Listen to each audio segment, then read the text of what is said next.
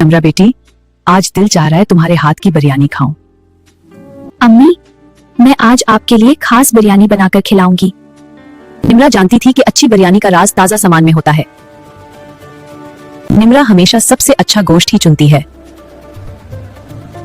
निम्रा के हाथों का जायका उन्हीं खास मसालों में छुपा था। हर मसाले के साथ निम्रा अपनी मोहब्बत भी शामिल कर रही थी। चावलों की खुशबू से निम्रा का घर महक उठा। निम्रा हर पर्त बड़े प्यार से सजा रही थी। आखिरकार निम्रा ने अपनी मेहनत का समर अम्मी के सामने रखा। अम्मी, क्या बिरयानी आपको पसंद आई? निम्रा बेटी, ये बिल्कुल वैसा ही जायका है जैसा मैं चाहती थी। अल्लाह तुम्हें हमेशा खुश रखे निम्रा। ये कहानी हमारी प्यारी सब्सक्राइबर निम्रा के लिए है। दिल से कमेंट करने का शुक्रिया। अगर आप भी चाहते हैं कि आपके नाम की प्यारी सी कहानी बनाई जाए तो अपना नाम और स्टोरी सजेशन कमेंट में जरूर शेयर करें।